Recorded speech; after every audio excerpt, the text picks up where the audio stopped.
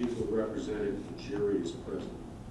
Well, folks, we're now about to begin the trial, of which you've heard some detail about during the course of the jury selection over the past 2 days. But before the trial itself begins, please give me a few moments to make some comments that are designed, number one, to revisit some of the legal principles that are most significant we discussed over the last 2 days, and also to outline for you the process of this trial so you can more intelligently follow what is occurring over the course of the next 2 weeks.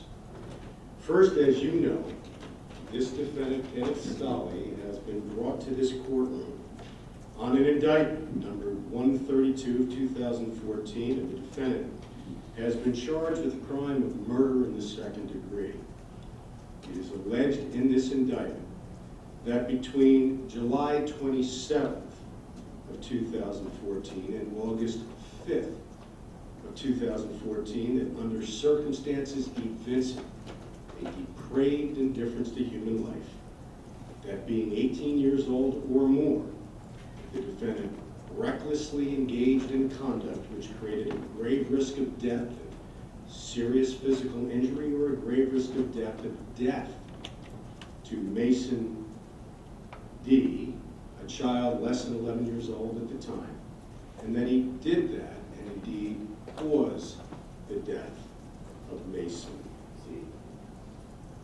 Now, as you know, this is an indictment. An indictment is simply an accusation. It is designed by law to inform the defendant of the specifics of what the DA has charged him so he can prepare a defense if appropriate. This defendant, as he sits here today, is presumed to be innocent of all charges contained in the indictment. And according to our law, the people have the burden of proving his guilt beyond a reasonable doubt. The defendant bears no burden because he's presumed to be innocent. That presumption of innocence remains on the people's shoulder throughout this entire trial, and that burden of proof never shifts to the defendant. The defendant, because of that presumption of innocence, does not have to prove anything. Indeed, he does not have to disprove anything. He is presumed to be innocent. Now, momentarily, when the remarks are completed, we will begin the trial itself by taking opening statements. First, the district attorney will be provided the opportunity to give an opening statement because he's required to by law. And in short, the opening statement is a time that he will be permitted to explain to you what he intends to prove by way of evidence so that you can more intelligently and efficiently follow the proof as we go forward. When the prosecutor is completed with his opening statement, the defendant is given the same opportunity.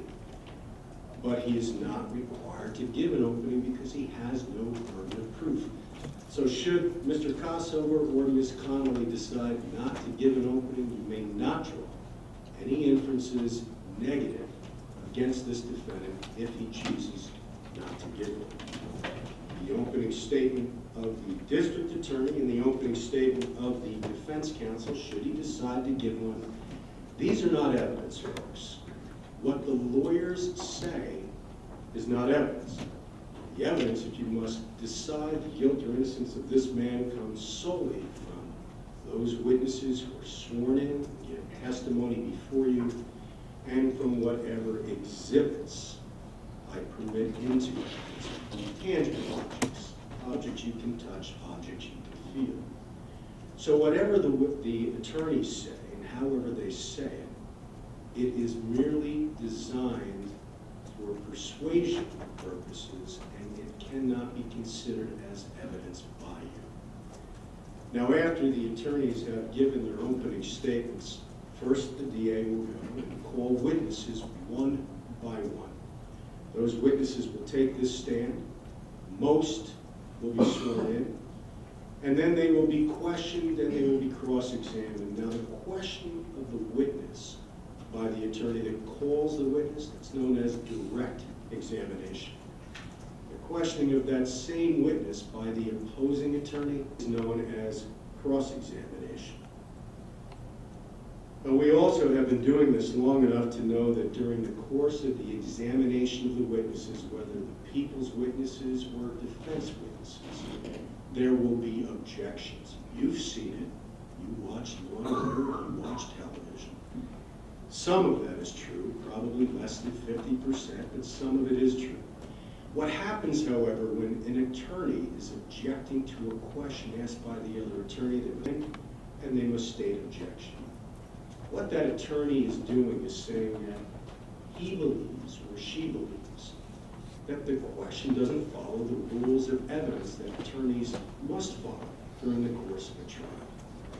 But when they make that objection, the court then must rule on the objection, meaning I must decide, is it a proper question under our rules or is it not? If you hear me say overruled, that means that I think that the question is a proper question under the rules of evidence, so the question will be permitted and the answer will be permitted. Then both the question and the answer are evidence you can consider. However, if there is an objection, and I believe that the person making the objection is correct, that the rules of evidence do not permit that question, you will then hear me say sustained. And when I sustain an objection, the question that was asked is improper.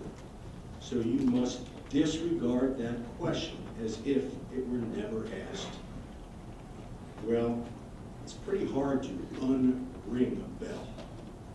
You have to do that, because if the question is proper, you cannot consider it. Now, I also know that there will be times that the witness will jump the gun.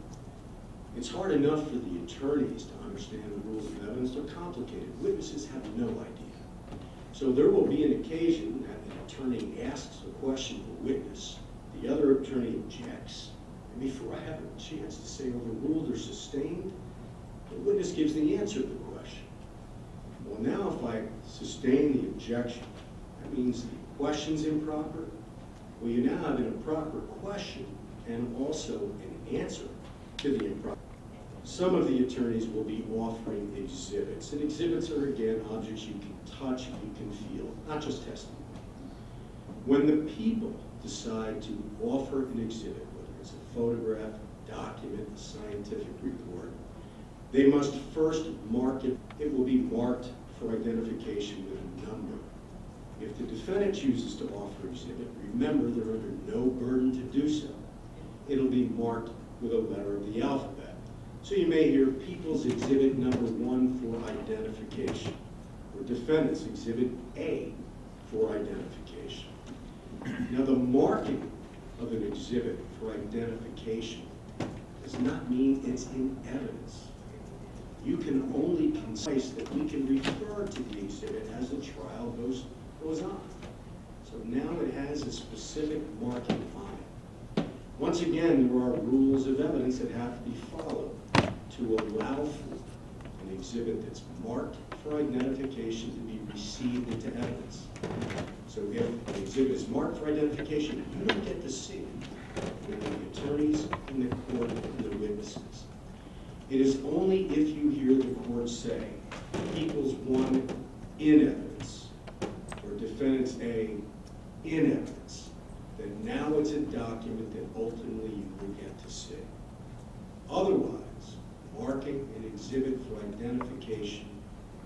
Now, after the prosecution is completed with its direct case, the prosecution will rest after calling all of its witnesses.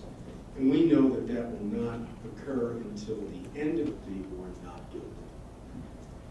Now, that is just a thumbnail sketch that will happen over the course of the next week and a half to 2 weeks. Before we actually start the case itself with the opening statements, there are rules that govern your conduct throughout this entire trial.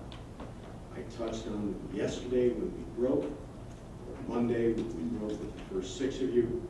I will be going through each and every one. In fairness to both sides, you must keep an open mind throughout this trial, meaning you shall not form any opinions about the guilt or innocence of this defendant throughout the entire testimony, throughout summations. You are only permitted to deliberate on this case in return for supplying information about this case, either now or when the trial is over. When this case is complete, folks, I will give you very specific instructions of what you can and cannot do when I discharge you from your service. Thank you again for your patience during the 2 days of jury selection. Before we begin the opening statements, let me remind the 6 of you I mentioned yesterday and the 6 that I failed to tell on Monday. I will not permit the jurors, I'm exercising my discretion, I will not permit you to take notes during the course of this trial. And the reason is a simple one. It is very, very important that in your evaluation of the credibility of the witnesses that you use all of the tools you developed in your natural life. It is not only important what the witness says, but how they appear when they say it for you to determine credibility.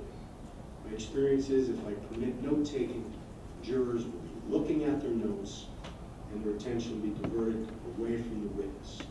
Then you will not have the full opportunity to gauge the witness's complete credibility. So I will not permit you to take notes. At the conclusion of the case, when you're deliberating on the case, if you need to have your recollection refreshed in any fashion whatsoever, all you will have to do is send me a note asking me to request the court reporter to read back any portion of testimony that was developed during the course of the trial. You can ask me to review with you all that I instruct, and you can ask to see any exhibits. But I'll give you full instructions at the end of the case. Thank you again for your patience, and we'll now take the opening statements. Mr. Kerr. Thank you.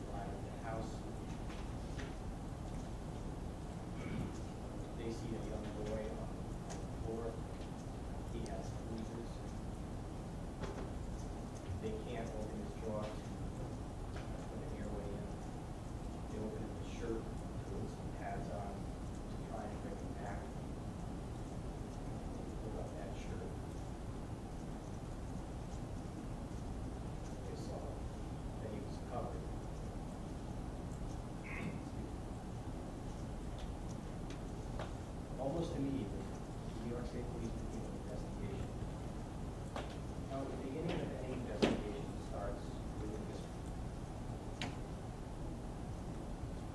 Starts with a medical history as an explanation for why this boy died. It starts with a factual history. For instance, if they get to the house and someone said, well, Mason ran out to the road and was hit by a car, the factual history for the starting point of the investigation. If they said Mason climbed up on the roof and fell off of the roof, that would be some explanation of why we're here. But in this case, there was no explanation, no medical or factual explanation for why this young man died. So they start an investigation, as we usually do, from the point of the discovery of the death and work backwards. They learn almost immediately that Mason's mom and her boyfriend, Kenneth Stahli, were the care providers for Mason. They learned that Mason's dad, Mr. DeCosmo, had not been in the picture for many weeks, so he was never part of the investigation involved in the way of suspicious behavior. They learned that Caitlin, Mason's mom, was at the hospital in the chapel where Mason was taken.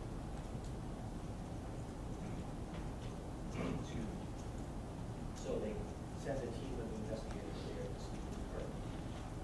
And at the same time, they learned that Mr. Stahli, the boyfriend, was at a traffic court. So investigator Mario Recibo and his partner James Brown go to the court to speak with Mr. Stahli. And they begin the investigation. Initially, we learned a little bit about this. He's 2.5 years old. He just started to be potty trained, so he was in a diaper. He's a little guy. He's about this high off the ground, weighs 30-some pounds.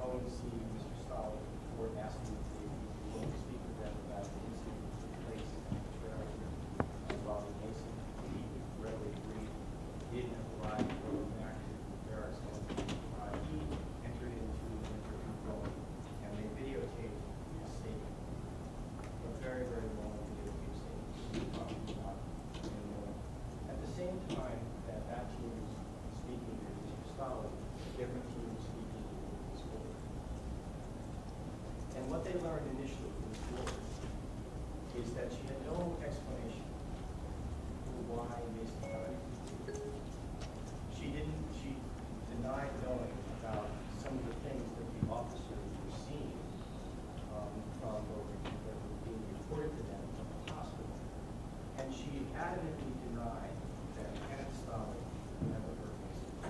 She repeated again and again and again, I don't know what you're talking about, you love Mason, you never hurt Mason. She said it again and again. And when they were talking, when Steve-O was talking to Stahli, he said the same thing. I love you like my son. I would never hurt him. I'd never hurt him either intentionally or accidentally. I loved him like a son. Now, at the time that they begin that investigation, we don't have an autopsy. The autopsy couldn't be done until the following day. So when the officers are speaking with the two care providers, and they learn almost immediately that there really was no one else involved in Mason's life on a constant basis in the time frame that we're looking at, which is about a week before he died. And they have no explanation yet as to what happens. A large part of this proof in this case will be the defendant's own statement, video statement, which I'm going to play. The beginning of the interview took place around 5, 6 o'clock on the day. That interview lasted well into the morning hours. And even when they took a break, even on the ground, take a cigarette or use a respirator for activity, was full. And then the next day, in the evening, he's re-interviewed. And at that time, that tape was also recorded. And altogether, the video recordings are hours, 12, 13 hours. It's not my intention to play all of that video for you. The officer will explain that much of it is going over, re-going over, talking about things again and again and again. So what I've done is I've reduced that video statement to about 2 hours. And I will play that 2-hour video for you so that you will see the defendant and hear in his own words his explanation as to what happened to Mason in the week or so before he died. You will learn that a little bit before the 5th, he had a van, and he sold the van to a guy named Willie. Didn't know Willie's name, didn't know Willie too well. Some guy down in Newport. He took the van down, dropped off the van, had to wait to cash the check. And he went back on the day Mason died, August 5th. On August 5th, we learned that Mrs. Wolford gets up in the morning around 7:20 and leaves the door. She doesn't check on him. It's early in the morning, she looks in on him, doesn't wake him up, closes the door. Stahli's sister comes over to give him a ride down to Newport to cash this check. And he explains to us all of what they did during that day. That they, Brittany was on, Brittany's sister, Mason got up, put the boys in the van, I'm sorry, not the van, in the car. They drove down, picked up Willie, drove around a few places, tried to cash a check. Eventually, they got the check cashed at a place called Trippy and Beacon. They stopped and got some food, went down to the river, stopped at the river, got back home around 1:30. And he tells the investigators, they say, well, how's Mason? What's going on with Mason during this time? He said, Mason's fine. Mason's having a good day. He's fooling around with his brother. He's eating. You know, he hasn't been feeling that well lately, but that was a good morning. He ate a banana, he ate some Oreo cookies, drank some water. He was kind of back to his old self. That's what he tells me. It's very important that he mentions 2 things. He mentions that when Mason gets up in the morning, he's wearing just his diaper. And he goes in, he kind of trips and falls. And they said, well, he fall off. Oh yeah, Mason's really clumsy. Falls all the time. He's a clumsy. Falls all the time. Trips over stuff, falls over. They take him to the couch and he changes him on the couch. So he has basically without any clothes on,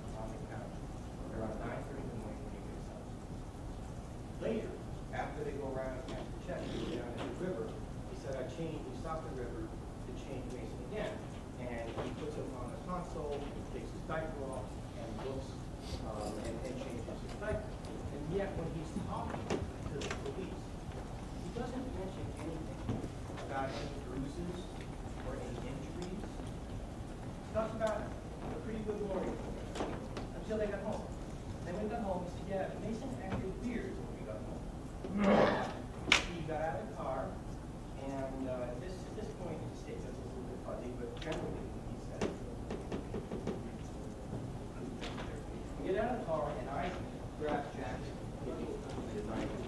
and go into the house. And my sister is outside with Mason, and I'm doing something with Jackson, I don't remember exactly the detail. He said, a little time goes by, and they're not in the house. So I go back out and I look, and Mason is lying on a stair leading into the house. And he said, well, he didn't fall, he just was kind of lying there. Wasn't crying, didn't seem to be hurt, but it was weird that he was lying. And so what did you do? So I pick him up and I carry him to the top of the stairs, a couple of stairs. And then he walks into the house. He walks into the house. And then he kind of just lies down and falls down in front of the TV on his back.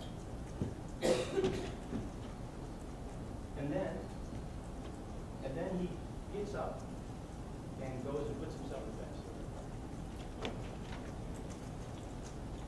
He said, yeah, it was kind of weird.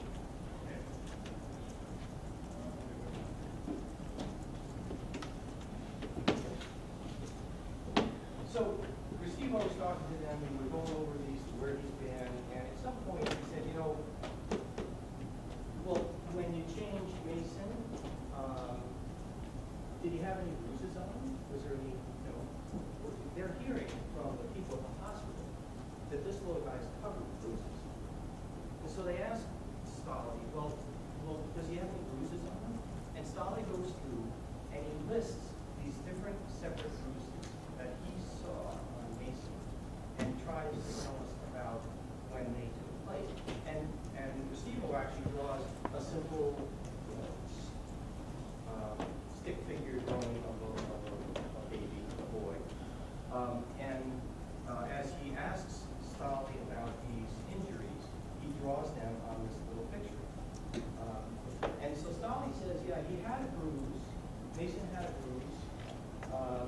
The first one I remember seeing was more than a week ago. And he had a bruise under his belly button, above his penis. It's all around, over the bruise. Very dark.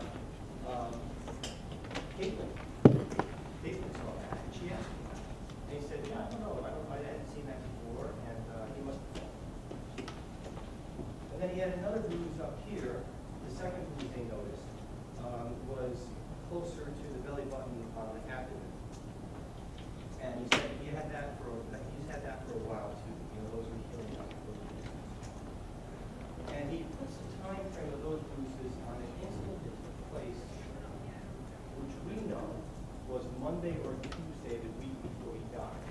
Although Stahli's rendition may not be accurate, but we know from other testimony that Caitlin comes home from work and they're getting changed to go out, and Mason's on the bed, Poppy's on the bed, and Mason has this projectile bomb, like whoa.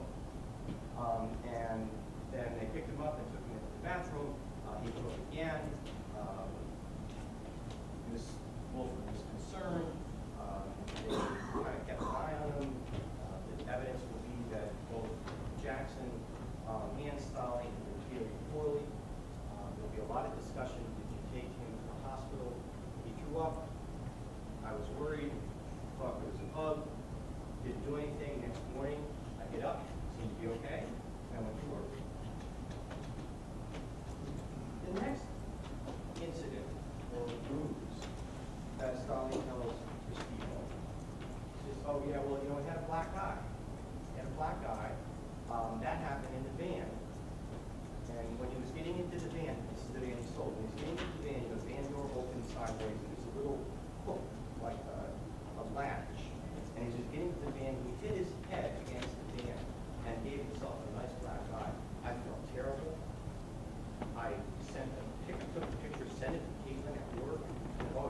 hate me.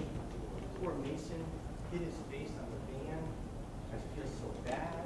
And we'll show you that text and that picture of Mason and what he said to Caitlin. And so Caitlin came home and said, you know, little guy was bumpy, he bumped his eye.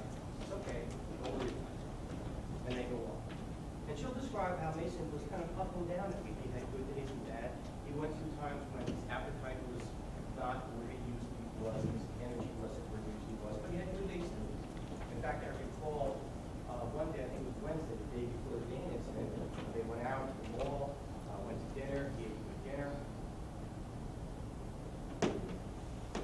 The next injury that Stahli talks about is an incident that took place Saturday night. Saturday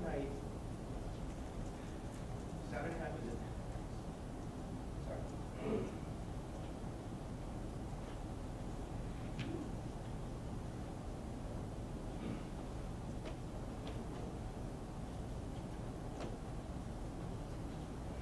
So Saturday night, Mason is in the bathroom, and they're doing a potty training thing. It's out hot, and Stahli's either in this other room or outside. I don't know exactly where. He's not in the bathroom, and Mason is not so happy about being on the cot.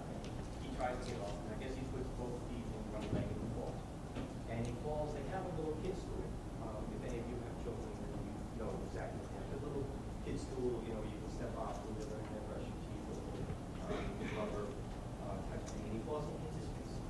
And he cries. And he panicked. And Caitlin and Stahli run into the bathroom. Says, what happened? What happened? And Caitlin said he fell and hit his face.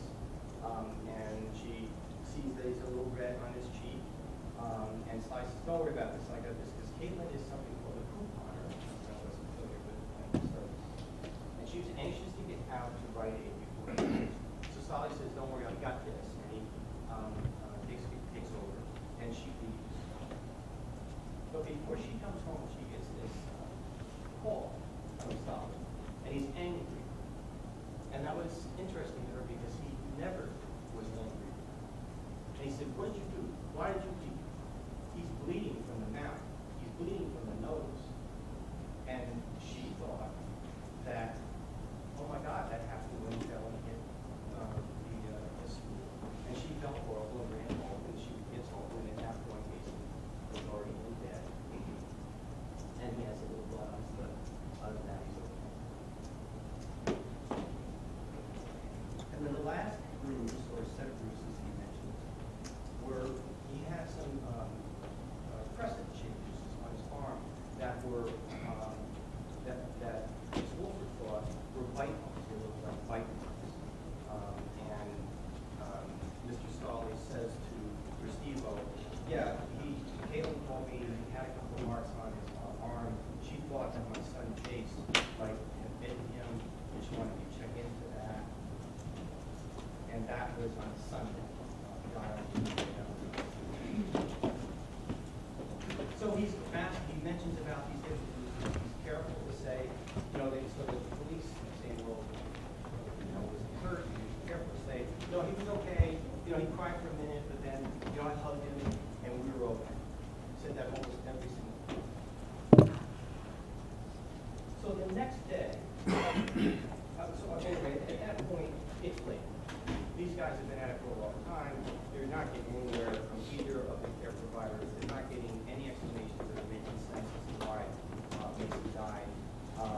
Stahli exhausted, the police are exhausted. They say, why don't we call him tonight? We'll give you a ride home. We'll get some sleep when we talk to Marcel Short. So they give him a ride home. And we pick up our story with you the next day in the evening. At this time, Stahli is in the State Police Barracks in the same setting with the video, and we're going to show you portions of that video from the second day. The second day, things have changed. The stories that he's telling to the police now are different than the stories he said the day before. And he's being caught in obvious deceit and untruths. The first thing he says in the beginning of the second interview is, well, day before, remember, I never heard him, intentionally or otherwise, I don't know what's going on. The second day, well, there was this incident a couple days ago where we were having a pillow fight, and I hit him with a pillow, and he fell after I hit him with a pillow, hit the back of his head, and maybe that's what happened. And they continued the interview, and a very critical part of the interview here, when Restivo says to Stahli, tell us about when Mason hit you.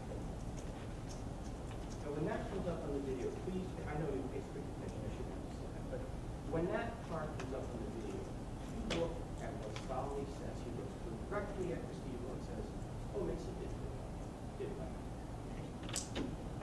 And Restivo says, look, he grabs his hand, he points at the right where the bite mark is. He says, I can see the bite mark right there. Why don't you tell me the truth? And Stahli says, he never hit my finger. He says, I'll tell you how I hurt my finger. I was changing a tire, and I bumped it on the lug nut. And Restivo says, Restivo's trying to lose patience a little bit, maybe. And he said, then Willie, the guy you see, Stahli doesn't know that we went public. So you're telling me Willie lied to me. Willie told us that you said to him, you bit your finger. Has Willie ever been in your house? No. Well, then how does Willie know that when Mason bit your finger, you slammed him so hard in the bed that the bed broke?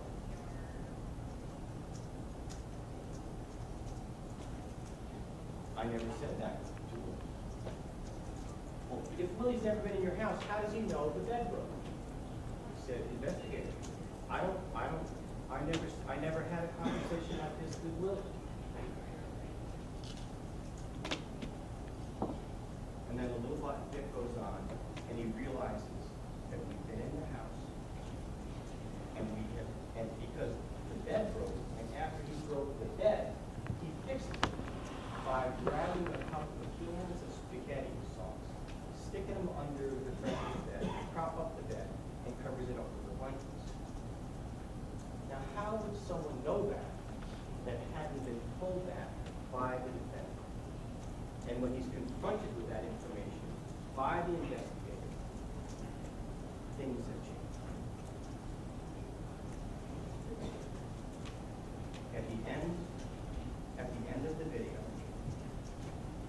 after being confronted with his lies, after being confronted by the denial of the dead finger and the broken bed and the information that we have, taking pictures, having available things, Restivo says, you did this. Did you?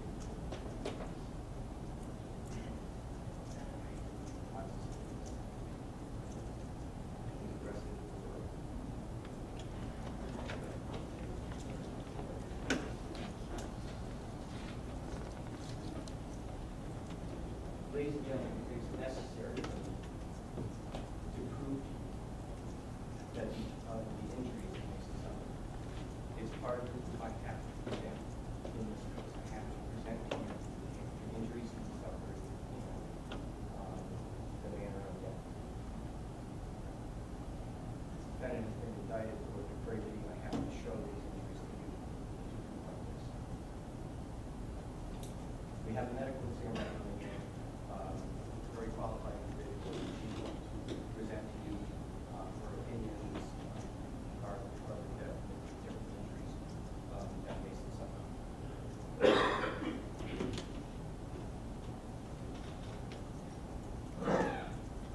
I'm going to talk to you just a minute right now about those injuries.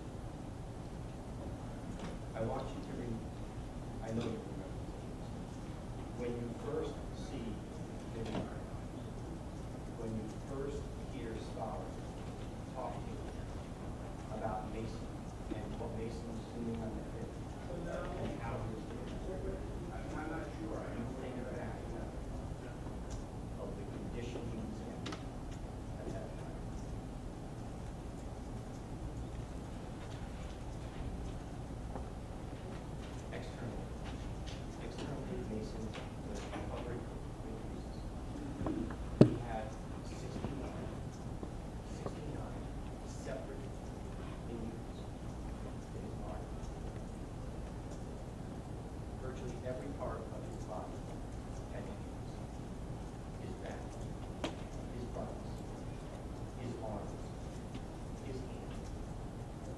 both sides of his face, his lip. He had injuries so severe to his head that his brain was bruised. He had injuries so severe to his head that he had bleeding into the brain at different levels, both the outside and the inside during that.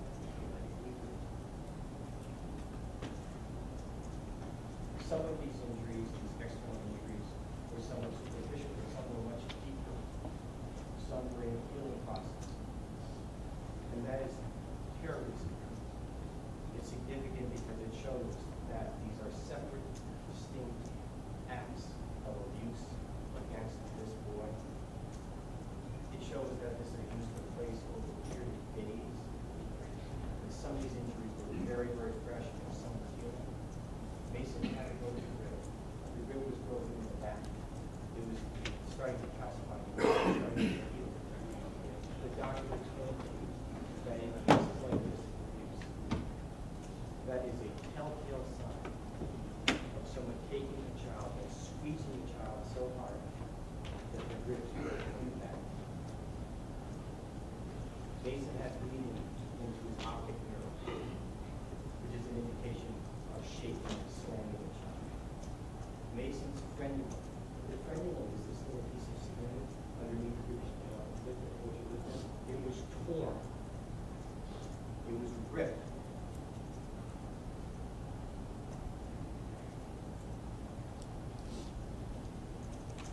And when they took a look inside, what they saw was just torn.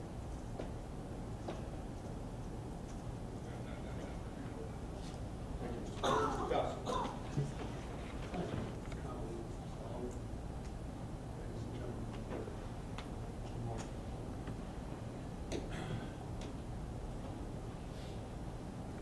I am every bit as proud to be a public defender representing Mr. Stahli as I'm sure Mr. Conrad is of being a district attorney prosecuting Mr. Stahli.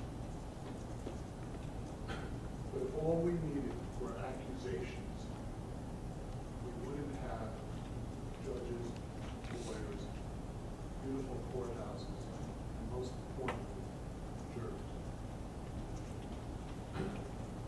We put our faith in you to get to the bottom. Mr. Conrad only knows what investigators or other experts have told him. I only know what my investigation or prior proceedings in this matter have informed me.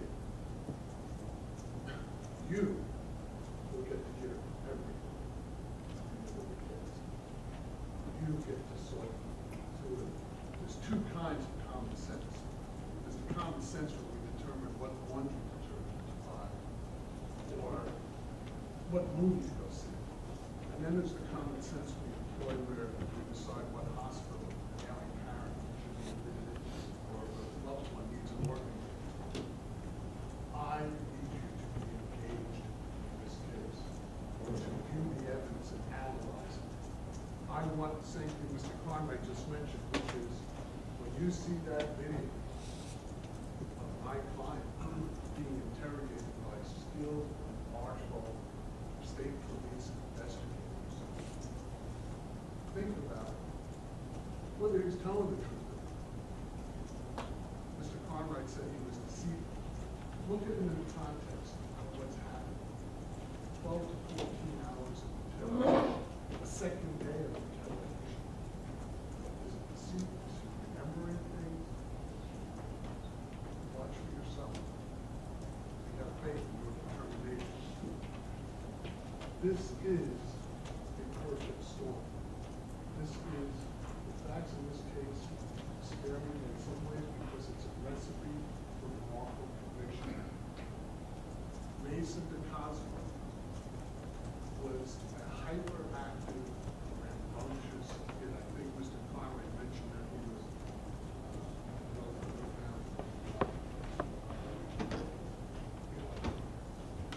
some kind of active child.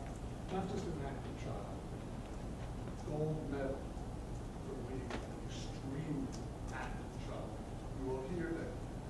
while Mr. Stahli was helping the mother watch the child, she hired 3 different babysitters, at least 2 of which quit after 1 day because they couldn't handle poor Mason. Okay, and he was falling and getting hurt all the time. At the end of this case, as we talked about during jury selection, I don't know if you will know exactly what happened. You might say Castle was right. You listen to a week of evidence. Mr. Cartwright's going to prove multiple witnesses. It's not the quantity of proof, it's the quality. I'll talk to you about that in a different case. But you're going to hear how this young man could have sustained all these different injuries, in part because of his falling down. You're going to hear during the interview, Mr. Stahli does explain and takes responsibility for some of the injuries. Mr. Cartwright mentioned the van injury. Getting out of the van, he smacks himself on a piece of equipment of the van that causes a facial injury. He talks to the state police about the bathroom. That was with the mother, and his name was Wolford. And Miss Wolford was helping him go to the bathroom. He was getting off the toilet. He got 2 legs stuck in one pants leg or something, falls into the step stool Mr. Conrad mentioned. Another facial injury. You'll hear about it. He accepts responsibility for throwing a pillow, like a pillow, roughhousing with Mason, and taking his legs out.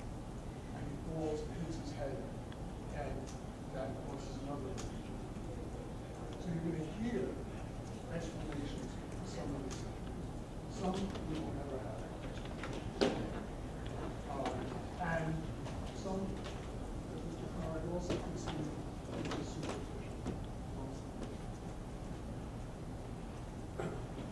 I don't know if it's civil negligence or criminal negligence. You will perhaps be able to deliberate about that and decide. But it certainly doesn't make Mr. Stahli a murderer.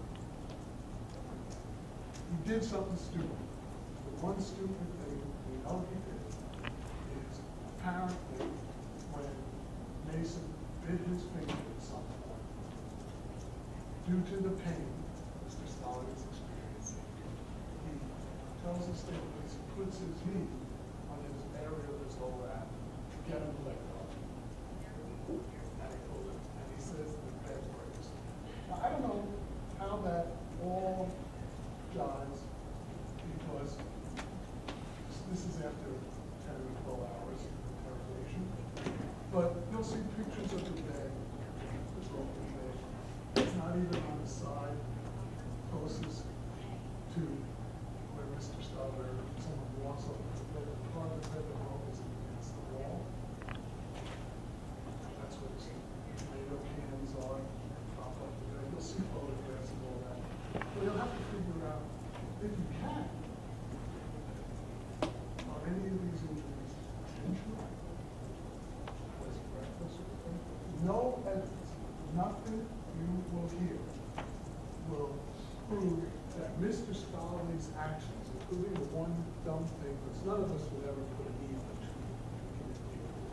Just, that was dumb. It doesn't make him a murderer. You're going to hear from Mr. Conrad's medical expert that that is not what causes death. It has to be a much more severe, high velocity impact to cause the internal damage that led to Mason's death.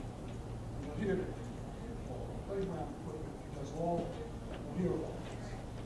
At the end of the day, we might not know what happened, what caused it. But that one thing didn't cause it. So you have nothing, there's no evidence that says anything Mr. Stahli did is so heinous or depraved that it should rise to the level of murder conviction. Just no evidence that it's circumstantial. At the end of the case, Judge Williams was gonna tell you about circumstantial evidence. I submit it's like a chain, it's only as strong as its weakness. You can't connect them. Again, we're back to that, you wanna hold someone accountable, but not without evidence. So otherwise we have a recipe. Just go one more motion. Mr. Conrad, during his case, was apologetic about showing you these terrible photographs of his boy. It's going to tug on all our actions. You see those interviews, you hear a lot of terrible medical testimony, but again, you have to separate that from connecting Mr. Stahli to have recklessly and depravely caused all those injuries. Nothing Mr. Conrad can do with all the resources he has to connect that. This just doesn't exist. Proof beyond a reasonable doubt in order to vote guilty. He's presumed innocent, and nothing can take that away from him unless you do during your deliberations. You may find great differences of opinion. Or may not. You may go into the jury room and say, Mr. Cook was right. I don't know what to do. I don't know what to do. That's reasonable doubt. Justice for Mason DeCosmo does not come in the form of convicting an innocent man. It compounds it. It victimizes someone else in this case. Ladies and gentlemen, you were sitting for prosecutor. Okay, he's following at the nose. Does he have a theater history? No, he doesn't see the history, does he? No, he doesn't. Okay. Is he breathing? I don't think so. He's pulling his nose and he's trying to pull out his mouth. Okay, then let's get him on, I'll put that onto the floor, and I'm gonna help you do CPR. From the floor, yes. Okay, but you know he's on the floor, and I'm gonna help you through it, okay? And it's 16 Walnut Park Lane, and you're right in Milton? Yes, it's a Sherwood Park. Okay, is there a lot number there? Is there a lot number? Yeah. 15 is the number of Okay, just making sure. Is he on the ground? Yes. Okay, good. Now what we want to do is listen carefully. I want you to make sure you have no air exchange. And then we're going to pinch the nose, and with your other hand, lift the chin gently. And then gently lift the head back, okay? It's going to be, it's just enough to tell. He's really stiff? Yes. Okay, what color is he? He's like white, he's bruised. Is he bruised? Now where is he bruised? Everywhere, like his eyes and cheeks and Okay, he has no medical history at all? He doesn't have any medical history, does he? Okay.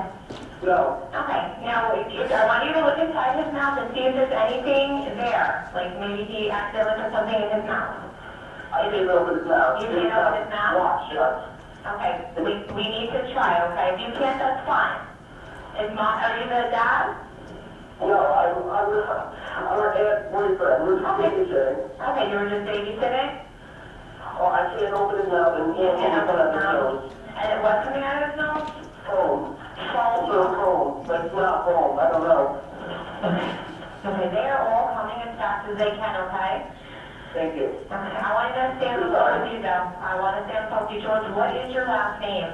Casey. Casey? Yes.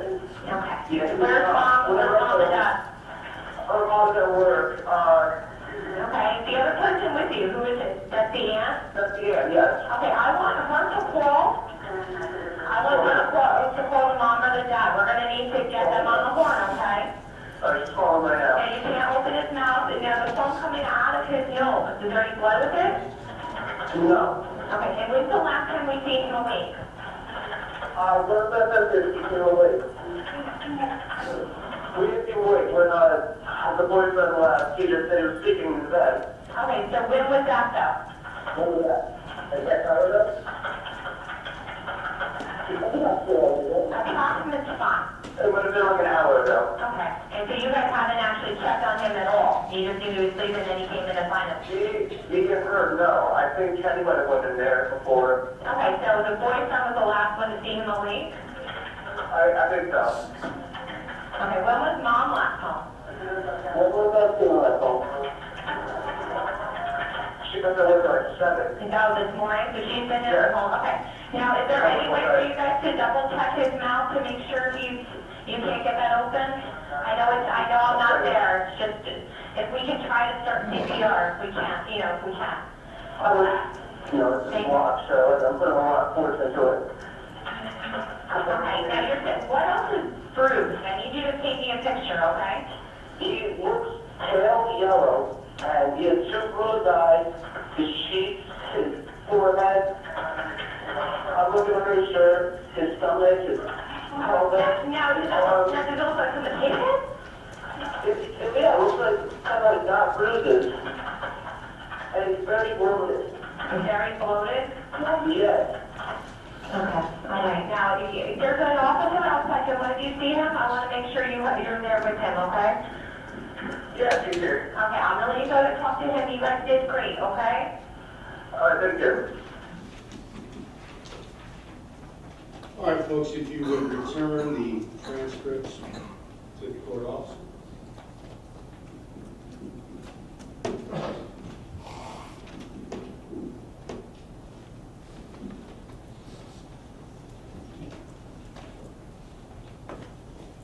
You may continue, Mr. Kerr. How Mason died. Did any member of the district attorney's office ever tell you how Mason died? So how did you learn how Mason died? As you sit here now, the way that you know how Mason died was through the newspapers? Most of our information comes from the She media. doesn't know how. She does not know what. So you've never spoken to Caitlin about what you're going to testify to today? Correct me if I'm wrong, it's your testimony that you've never spoken to Caitlin about August 5th and your interaction with Mason on that day? We talked. You indicated just now that you learned on the telephone that Mason was dead. Yes, And it was your mom who told you that? I was on the phone with Caitlin.